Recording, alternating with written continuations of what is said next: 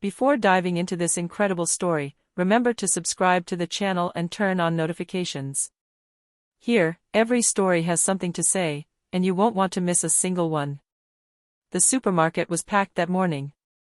Between the aisles of products, the laughter, and the conversations, everything seemed ordinary. Until a dry, contemptuous voice shattered the calm. An old woman, leaning on her cart, stared at a black man who had just handed her a box that had fallen to the ground. "I didn't ask you for anything, you dirty black man. Go back to Africa," she said venomously, in front of the astonished customers. An icy silence fell over the aisle. The man, dressed in an elegant shirt and a simple coat, remained calm. He lowered his head slightly, then gave a sad smile. No one knew that this man was not an ordinary customer. He was the new owner of the supermarket chain, and this scene had just been recorded by internal cameras. But instead of getting angry, he did something unexpected. He approached the old woman gently and said to her in a calm voice, "Madam, sometimes it is not years that bring wisdom, but the lessons we learn a little too late." A few hours later, all the store staff received an internal message: the owner was arriving for a surprise inspection. And when the racist old woman was summoned to the main office, her face turned livid when she discovered who was sitting on the other side of the desk. The old woman, named Martha Jenkins, was called to the supermarket reception desk. An employee, visibly nervous, explained to him, "Madam, the owner would like to see you in his office." "The owner? Why?" "I didn't do anything," she grumbled, dragging her cart, still irritated. She was unaware that her angry outburst that morning had been captured by all the surveillance cameras. In the main office, a man waited calmly. Seated behind the glass desk, he leafed through some documents. His dignified and composed demeanor contrasted with the tension that hung in the air. When Martha entered, she stopped dead in her tracks. It was the same man she had insulted. His face lost all color. You? What are you doing here?" she stammered, her hands trembling. "Good morning, Ms. Jenkins. Please have a seat," he replied with chilling calm. She remained standing, unable to utter a word. The man then officially introduced himself. "My name is David Lawson, I am the new owner of this supermarket chain. And this morning, I had the misfortune of witnessing your outburst of anger." Martha felt her legs give way beneath her. I was angry, sir. I didn't mean to say that, it just came out." "No, Ms. Jenkins. Words don't just come out on their own. They reveal what we truly carry inside," he replied, looking her straight in the eyes. He slid a tablet towards her. It showed the video of his racist scene filmed from several angles. She looked away, ashamed, while the room remained silent. "You've been working here for 17 years, haven't you?" David demands. "Yes, sir, please, I need this job."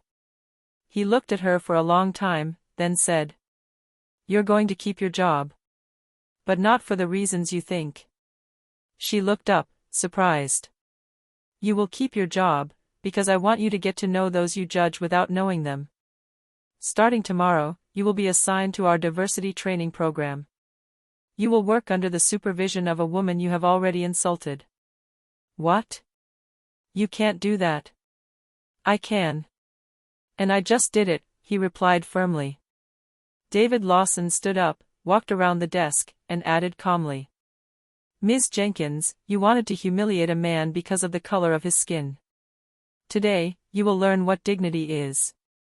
And perhaps, in the end, you will discover who the real, dirty black, you were talking about is."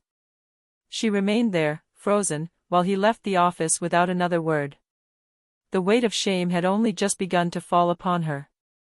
The next morning, Martha arrived at the supermarket earlier than usual. She had slept poorly, haunted by the calm and stern face of David Lawson. Everyone in the store seemed to know what had happened, but no one dared to talk about it in front of her. The discreet glances, the stifled whispers, all of this weighed on him like an invisible punishment. "Ms. Jenkins, the director asked me to hand you over to the diversity program manager." She's waiting for you in the meeting room, said a supervisor timidly. Martha sighed, annoyed but worried. She entered the room and immediately felt her heart stop. Seated at the table, consulting files, was an elegant black woman, in her 40s, dressed with care. His gaze was gentle, yet piercing. "Hello, Ms. Jenkins. My name is Angela Lawson. I am the program manager, and also, the owner's wife." Martha felt her legs tremble. The wife? Yes, ma'am. The woman you called a dirty black yesterday was my husband. And today, it's me you're going to have to help. Angela stood up, with a calm but strong smile. You will be working alongside me for 2 weeks. You will be stocking shelves, serving customers, and participating in our awareness sessions. And at the end, we will see if you have learned your lesson. Martha wanted to protest, but shame choked her voice. Throughout the day, she had to obey Angela's instructions, clean the shelves, pick up products, and smile at customers, many of whom were Black, Latino, or Asian. Every interaction was an ordeal. Several times, she felt tears welling up. Angela, for her part, remained calm, benevolent, but firm. At lunchtime, Martha finally broke down. Sitting alone in the corner of the refectory, she murmured, "I was horrible." Angela sat down opposite her, gently placing a hand on the table. "You know, Martha, racism doesn't disappear with apologies. It disappears with understanding. What you said yesterday is a wound we've been hearing for centuries. But today, you have a rare opportunity, the chance to heal." With tears in her eyes, Martha nodded. I want to learn. I want to change. So, let's start there."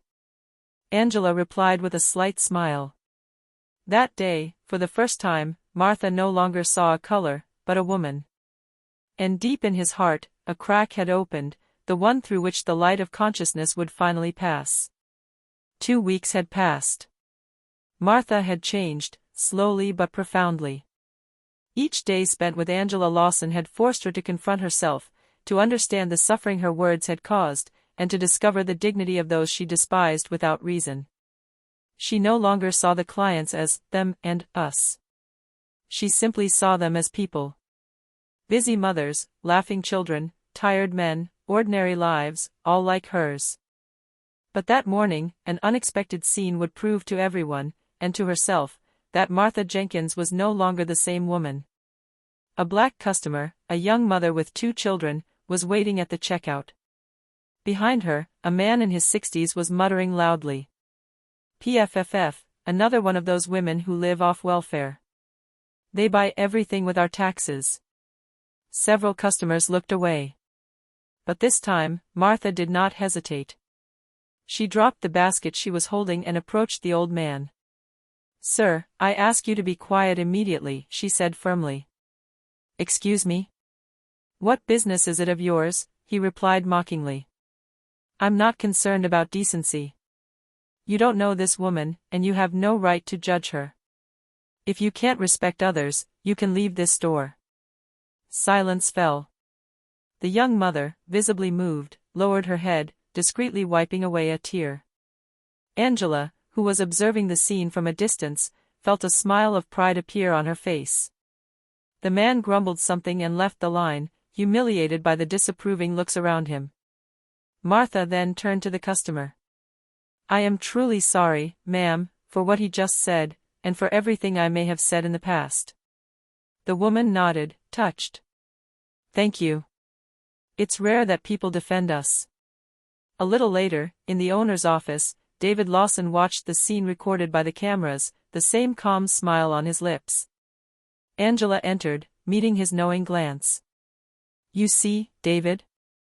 Sometimes shame can become the beginning of healing." "Yes. And sometimes, forgiveness is the greatest victory," he replied, watching Martha on the screen, kindly helping an elderly customer. On that day, the woman who shouted, "Go back to Africa," became the one who defended those she despised. And in that same supermarket where it all began, a lesson in humanity had just been written, silently, but forever. A few weeks later, the supermarket was shining under the Christmas lights. The shelves were decorated with golden garlands, and customers smiled between gift packages.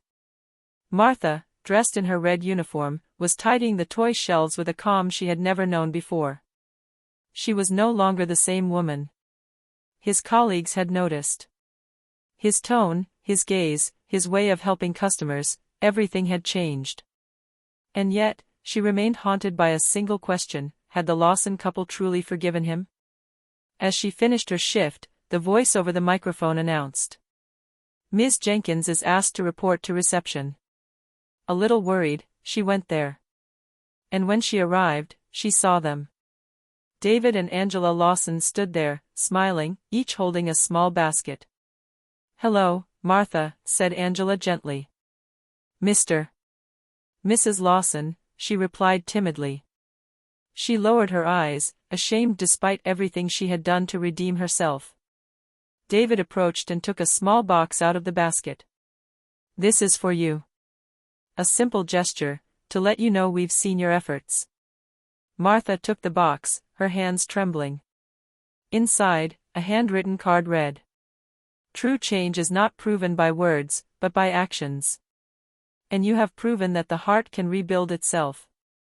Sign, David and Angela Lawson." Tears welled up immediately.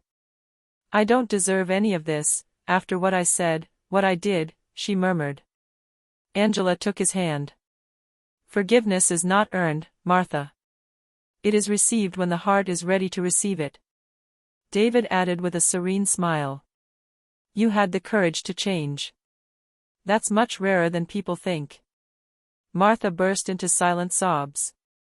At that precise moment, the entire weight of her shame vanished. She knew she could never erase her mistakes, but she had found something more precious: redemption.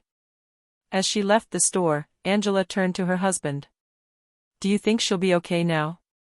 "Yes, I believe it. Because sometimes, a single act of love is enough to transform an entire life." And as they walked away, Martha stayed there, clutching the map to her heart, tears in her eyes but a smile on her lips. For the first time in a long time, she felt free.